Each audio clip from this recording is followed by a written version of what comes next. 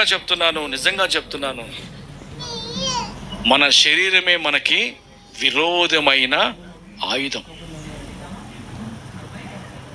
ఉజ్జియాలో ఏమొచ్చింది నాన్న? ఉజ్జియా 52 సంవత్సరాలు ఇశ్రాయేలు ప్రజలను పరిపాలించాడు, యూదా దేశాన్ని. చివరికి ఏమొచ్చిందో తెలుసా?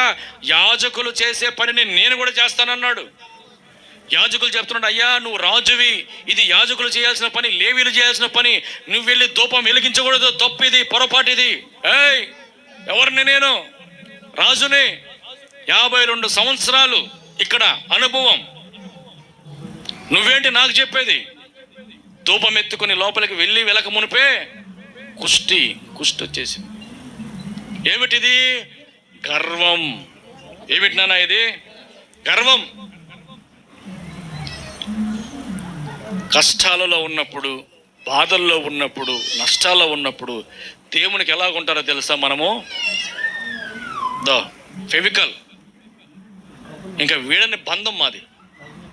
భక్తి, ఉపవాస ప్రార్థనకి, పరిశుద్ధాత్మ కూటమికి, ఆదివారం 9 కాకముందే ఓ ఎబ్బో నేను ఇన్ని చూస్తున్నా. నేను ఈ 4 సంవత్సరాల్లోనే ఎప్పుడైతే కొంచెం దేవుడు కనికరించి కొద్దిగా విడుదల చేసి విస్తరింపజేస్తాడో నానా, ఈ శరీరం ఏమైపోతుందో తెలుసా?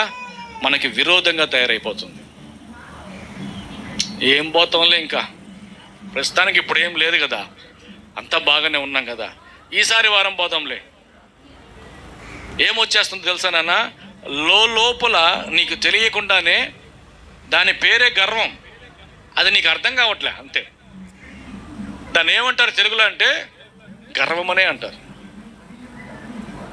దేవుడి మాట విధేయత లేకుండా, దేవుడు ఆజ్ఞలంటే విధేయత లేకుండా, దేవుడు ఏదో కనికరించి నేను విస్తరింపచేసి ఆశీర్వదిస్తే మనం చేసే మొట్టమొదటి పని ఏందో తెలుసా? మందిరానికి ఎగ్గొట్టడం. అక్కడి నుండే మన పతనం స్టార్ట్ అవుతుంది.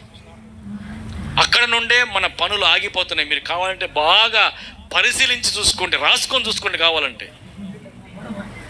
అక్కడే నీ శరీరంలో గర్వం అనే మొక్క మొలస్తుంది. నువ్వు పాపంలో ఉన్నా, బలహీనతలో ఉన్నా, కష్టాల్లో ఉన్నా, సుఖంలో ఉన్నా, ఆనందంలో ఉన్నా, దేవుని మందిరాన్ని మాత్రం, దేవుడి మాటలు మాత్రం విడిచిపెట్టకూడదు.